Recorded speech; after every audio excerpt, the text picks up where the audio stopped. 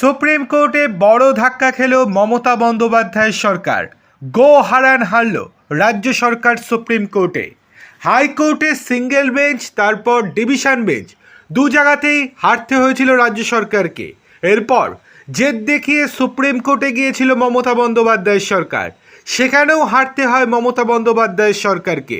তারপর review petition দাখিল করে রাজ্য সরকার, কিন্তু সেই রিভিউ পিটিশনও এবার খারিজ করে দিল সুপ্রিম কোর্ট। কি হয়েছে চলুন বিস্তারিত দেখে নেওয়া যাক। তার আগে আপনাদেরকে অনুরোধ, ভিডিওটি ভালো লেগে থাকলে লাইক, কমেন্ট, শেয়ার এবং সাবস্ক্রাইব করতে একদম ভুলবেন না। চলে আসি বিস্তারিত খবরে।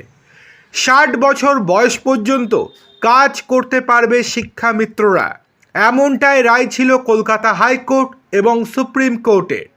কলকাতা হাইকোর্টের রায়ের পাল্টা মামলা হয়েছিল সুপ্রিম কোর্টে। শীর্ষ আদালতেও ধাক্কা খেয়েছিল রাজ্য সরকার। সুপ্রিম কোর্ট জানিয়েছিল রাজ্যের শিক্ষামিত্ররা 60 বছর পর্যন্ত কাজ করতে পারবেন, কিন্তু এই রায়েও খুশি হয়নি রাজ্য সরকার। সেই জন্য রিভিউ পিটিশন দাখিল করে সুপ্রিম কোর্টে, যাতে করে রায় পুনর্বিবেচনা করা হয় সুপ্রিম কোর্টের তরফ থেকে, কিন্তু সেই আবেদন সম্পূর্ণরূপে খারিজ করে দিল সুপ্রিম কোর্ট। উল্লেখ্য, এর আগে বিচারপতি রাজশেখর মান্থার ডিভিশন বেঞ্চে এই সংক্রান্ত মামলা উঠলে বিচারপতি রবীন্দ্রনাথ সামন্তর একক বেঞ্চের নির্দেশই বহাল রেখেছিল ডিভিশন বেঞ্চ। এবার সেই নির্দেশ বহাল রেখেছে সুপ্রিম কোর্টও। এই দিন বিচারপতি সঞ্জয় কুমার এবং সতীশ চন্দ্র শর্মার বেঞ্চও স্পষ্ট নির্দেশ দিল শিক্ষামিত্ররা 60 বছর পর্যন্ত চাকরি করতে পারবেন। এই দিন আদালতের তাৎপর্যপূর্ণ মন্তব্য এবং পর্যবেক্ষণও। দেশের শিক্ষকদের যথাযোগ্য সম্মান দেওয়া হয় না, বরং তারা অবহেলার শিকার।